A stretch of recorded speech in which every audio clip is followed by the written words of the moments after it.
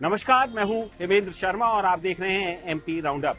मध्य प्रदेश के पूर्व मुख्यमंत्री दिग्विजय सिंह कांग्रेस पार्टी के राष्ट्रीय अध्यक्ष की रेस से बाहर हो गए हैं। शुक्रवार को उन्होंने घोषणा की कि वो अब कांग्रेस पार्टी के अध्यक्ष के लिए नामांकन दाखिल नहीं करेंगे और मल्लिकार्जुन खड़गे के प्रस्तावक बनके ही रहेंगे।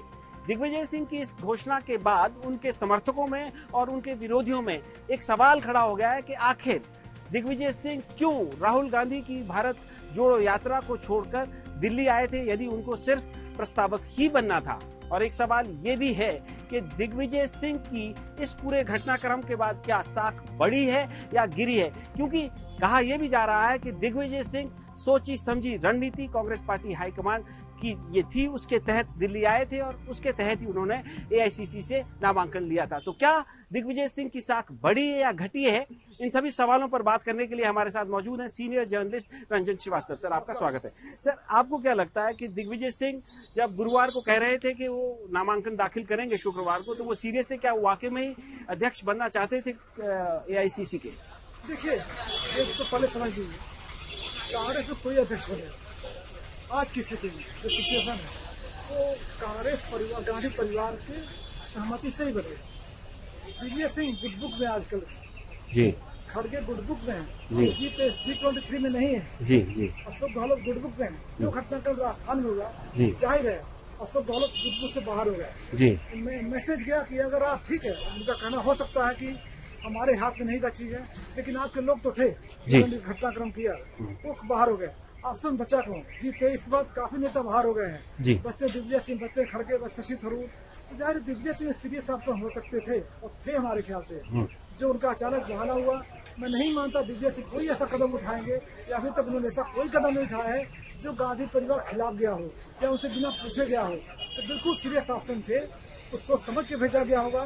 लेकिन पार्टी टाइम चाहिए था पार्टी को कई ऑप्शन को उसको सर, लेकिन मेरा ये सवाल आपसे है कि दिग्विजय सिंह, जैसे कि आपने कहा कि सीनियर लीडर हैं, मध्य प्रदेश में 2 टर्म चीफ मिनिस्टर रहे हैं, अध्यक्ष भी यहाँ के रहे हैं और देश भर में उन्होंने कई राज्यों के वो इंचार्ज भी रहे हैं। तो क्या दिग्विजय सिंह जैसे सीनियर लीडर को कांग्रेस हाईकमान सिर्फ ये कह के भेज सकती है कि सिर्फ आपको नामांकन दाखिल करना है और आप सिर्फ दिखावे के लिए वहां होंगे? मतलब अगर सीरियस कैंडिडेट थे तो उनको लड़ना था, तो क्या कांग्रेस पार्टी इतने सीनियर आदमी को ये कह के भी भेजा, मतलब रणनीति का हिस्सा थे वो कि आप सिर्फ जाएंगे, फॉर्म लेंगे, नामांकन तक दाखिल नहीं करेंगे? नहीं, मुझे नहीं लगता। मुझे लगता है कि पार्टी के मन में देखने का जो ऑप्शन है, गिने चुने ऑप्शन पार्टी के पास है, दिग्विजय सिंह थे जरूर। मतलब ये कहा जा सकता है कि गुरुवार तक जब वो दिल्ली आए, जब वो नामांकन पत्र ले रहे, उस समय तक ऑप्शन थे और उस समय तक पार्टी ने डिसाइड नहीं किया था कि वो होंगे या खड़गे होंगे। बिल्कुल सही बात। कई नाम पर विचार चल रहा था कि पार्टी को ऑप्शन चाहिए था, टाइम चाहिए था। पार्टी जब हो सकता था दिग्विजय सिंह बन जाते, कुछ न कुछ ऐसा हुआ। साउथ नॉर्थ की पॉलिटिक्स अलग है, साउथ की पॉलिटिक्स अलग है।